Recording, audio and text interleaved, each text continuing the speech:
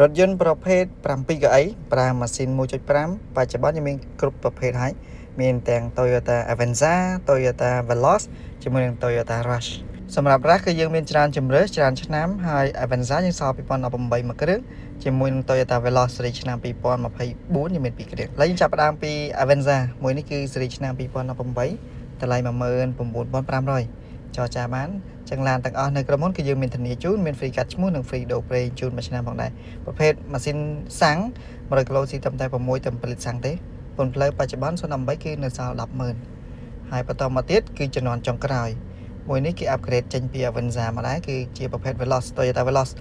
ដែលយើងចាប់ផ្ដើមនាំចូលចាប់ពីឆ្នាំ2024មកហើយពីរគ្រឿងនេះគឺស៊េរីឆ្នាំ2024ដូចគ្នាសាលេខ PCB ដូចគ្នាតម្លៃ31900ដូចគ្នា1គីឡូជាង10000គីឡូមួយទៀតជាង20000គីឡូពីរគ្រឿងនេះគឺនៅស្អាតទាំងពីរគឺអត់តមានបាញ់ថ្នាំទេគឺនៅស្អាតដូចគ្នាឡាននេះគឺយើងឆ្លងកាត់ការត្រួតពិនិត្យជាមួយនឹងក្រុមជំនាញផ្នែកទិញចូលរបស់ក្រុមហ៊ុន Toyota បន្តមកទៀតក៏យើងបានឆែកជាមួយជាងបន្ថែមទៅនឹងប្រព័ន្ធសុវត្ថិភាពជាក្រោមនិងដាក់ដូរប្រេងហើយសម្រាប់រ៉ាយើងមាន019រហូតដល់023ហើយពីរនេះគឺជាប្រភេទដែលមានការតុបតែងដែលស្លាកលេខ BS នេះគឺជាប្រភេទ TA ហើយមួយទៀតគឺជាប្រភេទ TRD អញ្ចឹងចាប់ពីឆ្នាំ2022មកគេមានប្រភេទ TA នេះខុសការតុបតែងទាក់ទងនឹងកាងមុខ body ជាមួយនឹងកាងក្រោយ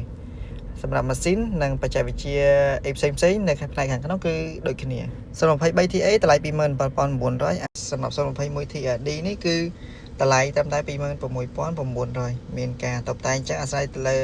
បងប្អូនដែលស្រឡាញ់ការតុបតែងបែបណាហើយសម្រាប់មួយនេះស្លាកលេខស្វ័យរៀងគឺប្រភេទ019ចុះប្រភេទធម្មតានេះ Toyota Rush គឺយើងមាន019 021និង23 21យើងមានពណ៌ក្រហម23យើងមានពណ៌សចឹងសម្រាប់019រហូតដល់023គឺអត់មានបច្ចេកវិទ្យាដែលខុសគ្នាទេហើយសម្រាប់តម្លៃ019ពណ៌ទឹកប្រាក់នេះគឺឡាននៅស្អាតតម្លៃ22900ពណ៌ក្រហម021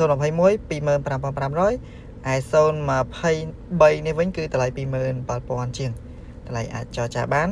ហើយសម្រាប់ក្រុមហ៊ុនយើងទទួលដល់គ្រប់ស៊េរីហើយក៏អាចរំលោះជាមួយនឹង Toyota Finance ផ្ទាល់ផងដែរសូមអរគុណសម្រាប់ការតាមដានបើសិនបើបងប្អូនមានចម្ងល់ចង់សាកសួរអាចធ្វើការទំនាក់ទំនងបងប្អូនបានសូមអរគុណជួបគ្នាក្នុងវីដេអូក្រោយ